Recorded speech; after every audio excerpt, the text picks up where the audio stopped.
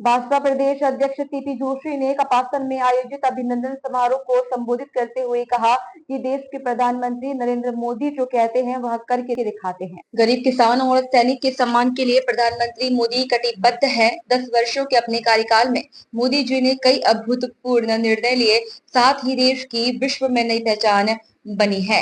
बता दें कि सभा को संबोधित करते हुए विधायक अर्जुन लाल श्रीनगर ने राहुल गांधी के हिंदू हिंसक बयान पर गहरा रोष व्यक्त किया।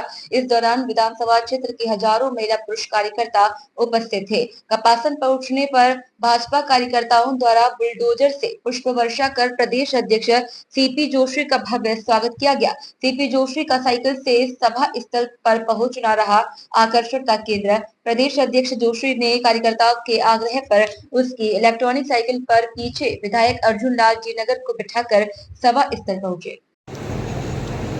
देश कई वर्षों से नारे और वादे सुन रहा था। इन 10 वर्षों में पहली बार लोगों के मन में जहन में आया कि मोदी जो कहता है वो करके रहता है। और 10 सालों में चाहे किसान के लिए हो, युवाओं के लिए हो, महिलाओं के लिए हो, गरीब के लिए हो, इस देश की सीमाओं को मजबूती देने का काम हो, इस देश की सीमा पर तैनात नौजवानों का हौसला अफजाई करना हो, पूरी दुनिया में मां भारती का वैभव बढ़ाना हो,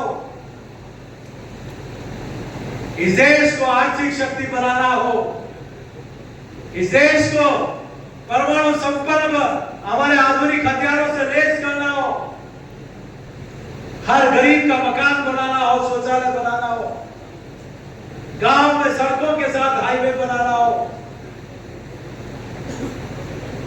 गैस के कनेक्शन के साथ बिजली का कनेक्शन भी देना हो। अगर ये किसी ने करके दिखाया तो उस व्यक्ति का नाम है नरेंद्र भाई मोदी। और प्रधानमंत्री की शपथ लेने के बाद पहला निर्णय किया कि तीसरे कालखंड में 3 करोड़ और गरीब लोगों को जो पक्की छत से वंचित है वहां तक पक्की छत पहुंचाने का काम। जल जीवन मिशन के माध्यम से पीने का शुद्ध पानी पहुंचाने का काम करेंगे। और कपासन के विधायक जी जो साफा छोड़ दिया है वो बहुत जल्दी साफा पहनाने का भी काम करेंगे। भारत माता की जय, भारत माता की जय, वंदे मातरम, वंदे मातरम। मैंने तो 2014 में साफा छोड़ दिया, माला तो अभी तक नहीं पहनता। साफा इसलिए छोड़ा कि प्रभु श्री राम का मंदिर बनेगा। जिस दिन काम चालू और भेज दिया 27 तारीख को झुंझुनू की धरती पर हमने कहा कि 1000 से 1500 रुपए पेंशन का करेंगे। और माननीय मुख्यमंत्री जी ने निर्णय ले लिया। झुंझुनू की धरती से उन्होंने 27 तारीख को पेंशनधारियों के खाते में पैसा डालना शुरू कर दिया।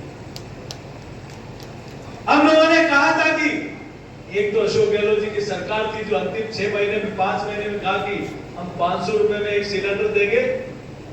लाइन में खड़ा रख के रजिस्ट्रेशन कराया और एहसास करा दिया कि हम आपको कुछ दे रहे हैं। लेकिन दूसरी तरफ मोदी जी और भजन लाल जी हैं जिन्होंने पहले 30 दिन में, हमने कहा पहले 30 दिन में मात्र 450 रुपए में सिलेंडर देने का निर्णय किया। पहले 30 दिन में। और उन्होंने अंतिम 4 महीने में निर्णय किया।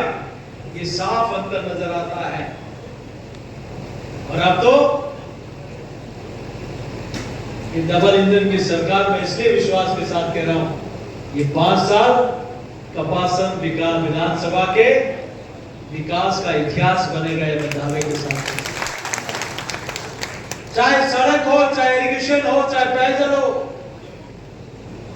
ये तीनों, और बिजली हो।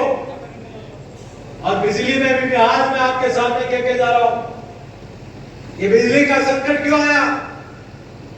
कांग्रेस की सरकार ने एक एग्रीमेंट करके गए, दिसंबर में बिजली खरीदी और गर्मी के समय में बिजली देंगे।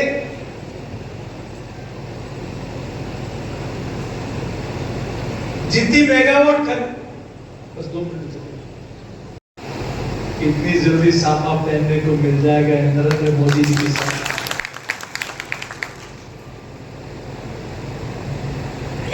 कल ही हमने डॉक्टर श्यामा प्रसाद मुखर्जी की जयंती मनाई। जहां हुए बलराम मुखर्जी वो कश्मीर हमारा है, जो कश्मीर हमारा है वो सारा का सारा है। इस देश में 2 प्रधान 2 विधान 2 निशान नहीं चलेंगे।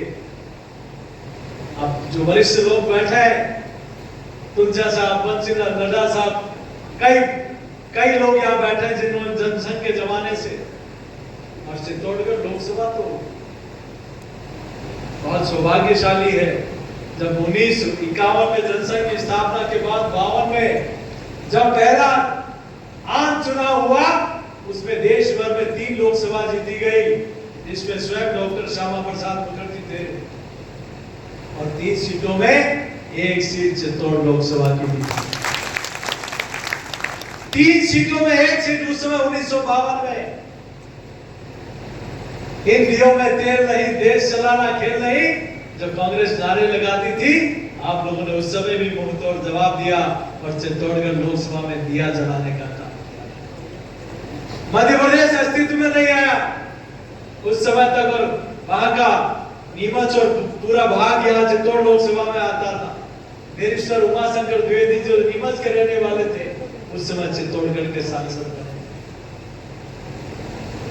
तो ये वैचारिक रूप से मजबूत क्षेत्र रहा है, और ये मैं दावे के साथ कह सकता हूं कि अब तो माननीय मुख्यमंत्री भजनलाल जी के नेतृत्व में सरकार बनी है, और सौभाग्य से मुझे संकल्प पत्र बनाने का अवसर मिला था। हमने संकल्प पत्र में कहा कि सरकार बनते ही 6,000 मोदी सरकार दे रही किसान सम्मान निधि के, तो 6,000 राजस्थान की सरकार भी देगी। और 30 तारीख को टॉप की धरती पर आपने अर्जुन जी को जिता के भेजा है, बल दिया राजस्थान की सरकार को, और माननीय मुख्यमंत्री जी ने 30 तारीख को निर्णय कर लिया कि पहली किस्त के